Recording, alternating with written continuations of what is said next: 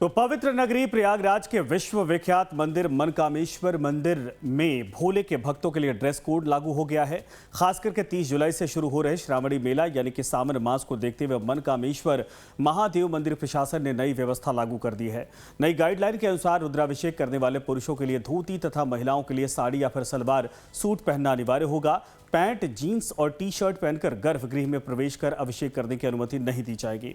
मंदिर के प्रवेश द्वार पर नोटिस बोर्ड लगाकर श्रद्धालुओं से शालीन और मर्यादित वस्त्र पहनकर आने की अपील की गई है। सावन माह की शुरुआत हो रही है, ऐसे में मनकामेश्वर महादेव मंदिर जो यमुना के किनारे है, यहाँ पर ड्रेस कोड लागू किया गया है और जो अभी तक डिस्पोजल ग्लास में जो जलाभिषेक किया जाता था उस पर भी रोकथाम लगी है। ऐसे में हमारे साथ बातचीत करने के लिए यहीं के महंत स्वामी धरानंद जी महाराज हैं। गुरुदेव, इस बार किस तरीके से ये ड्रेस कोड लागू किया गया है और क्या कुछ खास रहेगा इस बार सावन में? देखिए, 29 जुलाई को गुरु पूर्णिमा है, उसके बाद सावन का आरंभ हो जाएगा और ये काफ़ी प्रसिद्ध और प्राचीन सिद्ध स्थल है। लाखों श्रद्धालु सावन भर में यहाँ दर्शन पूजन आराधना करते हैं और उनकी जो मनोकामना होती है वो निश्चित रूप से पूर्ण होती है। ड्रेस कोड रुद्राभिषेक के लिए लागू किया गया था और ये काफ़ी दिन से चल भी रहा है, जिसमें पुरुष को धोती पहननी होगी और महिलाओं को साड़ी और सूट में रुद्राभिषेक करने दिया जाएगा। इसका कड़ाई से पालन भी कराया जा रहा है।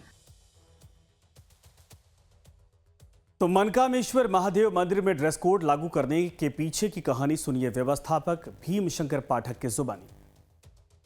बिना पुरुष को धोती पहनना और औरत को जो है या लेडीज को जो है साड़ी और सलवार सूट अनिवार्य किया गया। अनुष्ठान हो या कथा हो, कोई भी चीज़ हो, मतलब यहाँ पे बिना इसकी हुआ था। प्लास्टिक का भी बैन कर दिया गया है। नाली सब जाम हो जाती है। अब लोग दूध की पन्नी लाते उससे जैसे छर्रा मारते हैं भगवान के ऊपर। अरे लोटे में डाल के उसको डालिए तो अच्छा भी है, तो ठीक नहीं, इसलिए बैन लगाया गया है। अभी सबको सूचित कर दिया गया। एकाएक मन करना, किसी को मना करना ठीक नहीं है ना। लेकिन बैन कर दिया गया है। हाँ, यहाँ पे बैन कर दिया गया है। सावन से बिल्कुल रोक लग जाएगी। धार्मिक परंपरा का निर्वहन किया जाएगा। जी। और इतना ही नहीं, पर्यावरण के हित में भी मंदिर प्रशासन ने कई अहम फैसले लिए हैं, जिसके तहत पॉलीथीन, प्लास्टिक के गिलास और प्लास्टिक की थैली में दूध या फिर जल लाकर अभिषेक करने पर भी रोक लगा दी गई है।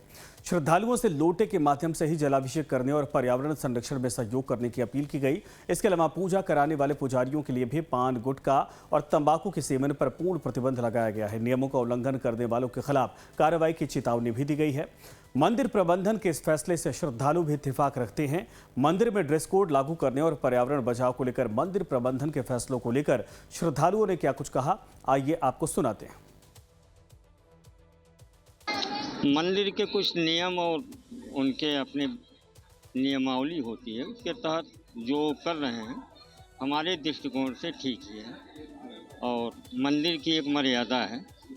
और जो ड्रेस कोड लागू कर रहे हैं या जो उसको चढ़ाने की जो एक परंपरा होती है जलाभिषेक किया, उसको मैं उसी का फॉलो मैं भी करूँगा, उसमें कोई समस्या नहीं है। ये अच्छी पहल है। हाँ, अच्छी पहल है गवर्नमेंट की। मंदिर की साफ सफाई रहे, व्यवस्था रहे। पॉलीथीन से विषैला भी होता है, अभिशप्त माना जाता है, उसका सही नियम है कि जलने के। तो मंदिर के व्यवस्थापक भीम शंकर पाठक ने बताया कि ये व्यवस्था सनातन परंपराओं, मंदिर की मर्यादा और स्वच्छता को बनाए रखने के लिए लागू की गई है। उनका कहना है कि सावन में लाखों श्रद्धालु यहां दर्शन करने के लिए आते हैं और इसीलिए सभी से नियमों का पालन करने की अपेक्षा की गई है।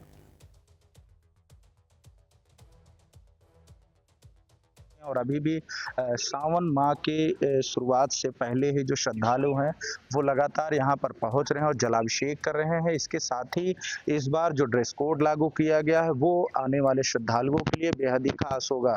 विकास मिश्रा, लाइव टाइम्स, प्रयागराज।